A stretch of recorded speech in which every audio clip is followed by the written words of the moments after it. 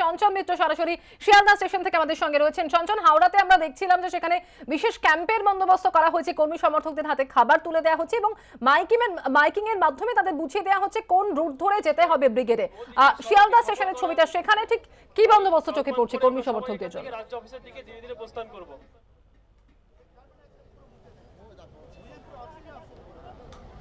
দেখো, একই ধরনের ব্যবস্থা করা হয়েছে শিয়ালদা স্টেশনেও। বিজেপির তরফ থেকে, বিজেপির উত্তর কলকাতা শাখার তরফ থেকে একটা ক্যাম্প অফিস করা হয়েছে এবং যারা আসছেন উত্তর কলকাতা এবং উত্তর শহরতলির দিক থেকে যারা আসছেন তারা শিয়ালদা স্টেশনে এসে পৌঁছবার পর তাদেরকে এই ক্যাম্প অফিস থেকে জল দেওয়া হচ্ছে এবং তারপর তাদেরকে বলে দেওয়া হচ্ছে তারা কিভাবে ব্রিগেডের পথে যাবেন। মূলত যারা সকালের দিকে এসেছেন তাদেরকে প্রথমে রাজ্য অফিসে পাঠানো হয়েছে, সেখানে খাওয়া দাওয়ার ব্যবস্থা, এবং তারপর খেয়ে দিয়ে তারা যাবেন ব্রিগেডের দিকে। পরবর্তী পর্যায়ে যারা আসছেন এখন তারা কিন্তু সরাসরি এখান থেকে চলে যাবেন এবং যারা আসছেন তাদের মধ্যে একটা বড় সংখ্যক মহিলাও রয়েছেন। তাদের কয়েকজনের সঙ্গে কথা বলবো।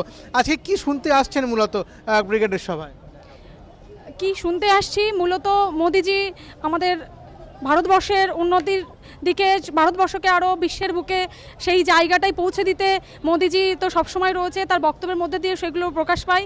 এই জন্যই আমরা সবাই মোদিজির সাপোর্টে আমরা সবাই এখানে এসেছি। সকাল থেকে প্রচুর মানুষ আসছেন, স্লোগান চলছে এবং খানিকক্ষণ করে তারা এখানে থেকে তারপর রওনা দিচ্ছেন। কোথা থেকে আসছেন আপনারা? আমি কল্যাণী গ্রামীণ মণ্ডল ব্লক সভাপতি। কি মূলত প্রধানমন্ত্রীর কাছে কি আশা করছেন, কি শুনতে চাইছেন?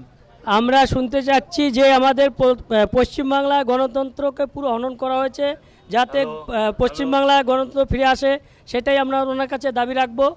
এটাই আমরা চাচ্ছি। কারণ শিয়ালদা স্টেশন থেকে মূলত কোনো বড় মিছিল নয়, কিন্তু ছোট ছোট মিছিল এখান থেকে বেরিয়ে শিয়ালদা স্টেশন থেকে বেরিয়ে মৌলালি হয়ে এসএন ব্যানার্জি রোড হয়ে ব্রিগেডের দিকে রওনা দেবে।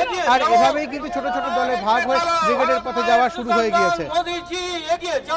ধন্যবাদ সঞ্চয়ন তোমাকে। একদিকে সঞ্চয় মিত্র আমাদের প্রতিনিধি শিয়ালদা স্টেশনের ছবিটা তুলে ধরছিলেন আমাদের সামনে। হাওড়া স্টেশনের মতো শিয়ালদা স্টেশন, সেখানেও কিন্তু ক্যাম্পের বন্দোবস্ত করা হয়েছে। ক্যাম্প অফিস থেকে জল এবং খাবার তুলে দেওয়া হচ্ছে কর্মী সমর্থকদের হাতে এবং একই সঙ্গে মাইকিং এর মাধ্যমে তাদের বুঝিয়ে দেওয়া হচ্ছে যে কোন রুট ধরে পৌঁছতে হবে ব্রিগেডে। ইতিমধ্যে হাজার হাজার কর্মী সমর্থকেরা দূর দূরান্ত থেকে আসতে শুরু করেছেন।